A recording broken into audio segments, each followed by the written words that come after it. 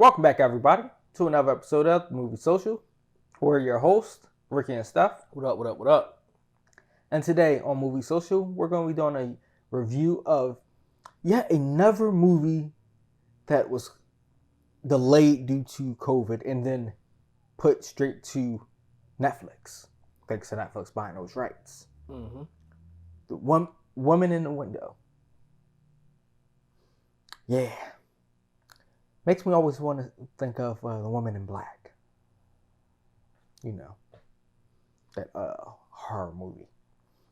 But before we get into this review, if you like what we're doing on this channel with these reviews, go ahead and subscribe to the channel, like the video, and share the channel video with your family and friends.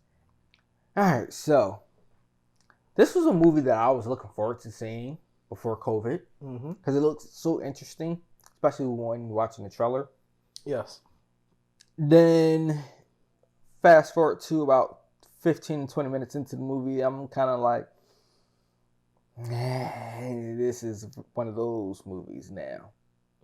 But then fast forward another 30 minutes, I'm like, okay, now I'm interested in it again. Start off slow for sure. Then picked up. One of the things I did not realize until I actually started watching it was that Anthony Mackie was in it. You couldn't tell by the first couple minutes with the talking voice? about until I started watching the movie. Oh, okay. I'm talking about beforehand. They never advertised him being in it at all. Gotcha. I mean, his role in it is significant, but not significant at the same time. Mm-hmm. But overall, it had a great cast. I mean, you had Gary Oldman in this, who, in my eyes, is one of the most underrated actors out there. He plays all kinds of roles, and the costumes, like, he puts himself into those roles to make it believable. Mm-hmm. But part that takes the cake in this was the twist, the plot twist. The fact that they had everybody thinking that, yeah, she's crazy. She just hallucinating all this stuff mixed up with her drugs. And the fact that we all thought her family was still alive, but no. Mm-hmm. She ain't talking to her husband, Anthony Mackie, in real life. She talking to him in her head. Mm-hmm. But the events that occurred in this movie are real. I'm like, well, I'll be. Yeah, it definitely was a crazy. And then the ending plot twist was even crazier to me. Oh, yeah. At the very end with the son and all. Mm-hmm. What a messed up family. That's all I can say. Agreed. Be careful who you have kids with. Because it's another cautionary tale. Yep. But I felt bad, though, because the whole thing with her family, her husband and daughter being killed because of the whole thing, I believe she was cheating on Anthony Mackie, and they were arguing all that. Even I don't understand this. Why do couples and people in general argue in the car and literally start physically fighting over an item, and you take your eyes off the road? Pull over before you start doing all that. Or you can use more logic and tell somebody to pass you the phone that's not driving.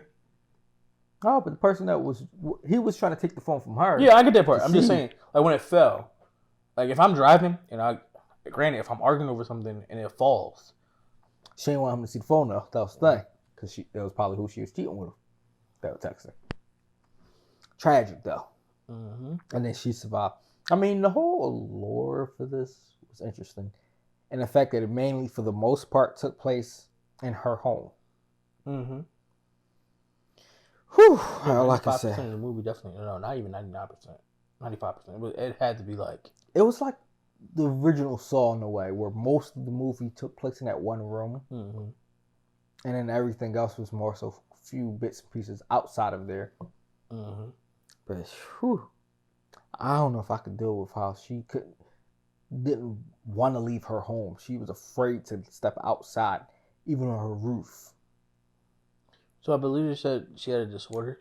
I forget the name of the disorder. Yeah, I mean, but that came and got brought on by the fact of the accident. Yeah.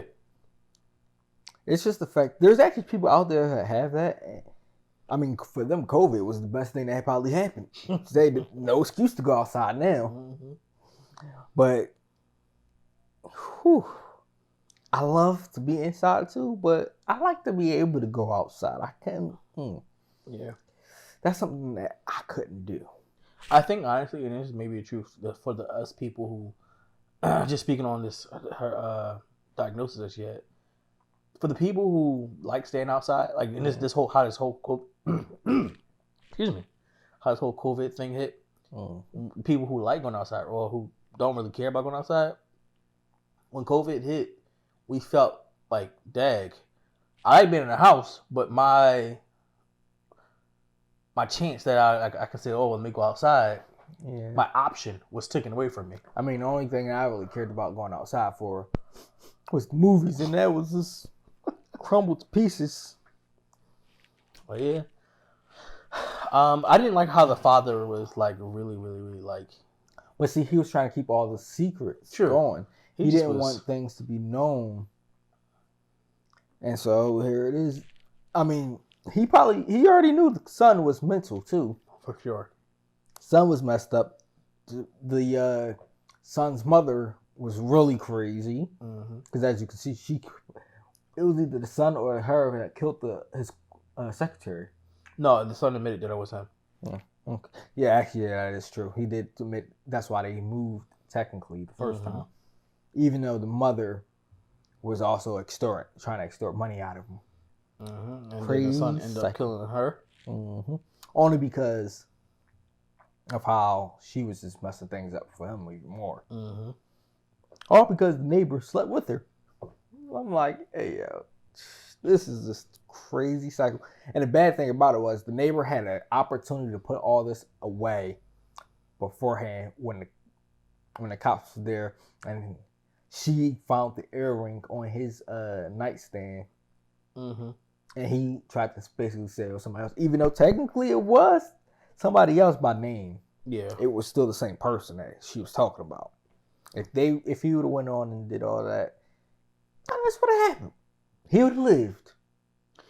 My only thing was I was sitting here like trying to think like, yo, how could she prove that? Like, all right, granted, her name may not be Jane, but like I was just waiting for her to figure out how could she prove it. But then when the well, she had the photo, but I was trying before the photo was out there. I'm thinking my entire time will show her the drawing, but then they basically disclaimed that. I mean, she could have drew it herself, honestly. She could have. I'm just why saying she would have wrote Jane Roberts or whatever their last name was. Listen, the whole thing was, it was all in her head. That's what they made it seem like. Yeah. And until everything hit the fan at the end, it was very believable. Because she didn't have no other proof that couldn't be disproved other than that photo. I thought this was if also... she would have put that photo out there ahead of time, we'd have been cool. I thought this was going to be one of those movies that had the villain win and get away when he hit her in the head with the gardening tool. Yo, I was like, yeah, I thought she was done for. That was a hurt piece, and then he was about to just push her over the balcony. Luckily, she had the wherewithal to send him to the building. The moldy behind building. That's what saved her. But that's a shame. At the end, though, everybody came and apologized for their disbelief. So, to go through that, it would be crazy. But let us know what you guys think about it. Did you enjoy the movie? Did you not enjoy it? Was it missing something for you? Let us know. And until next time.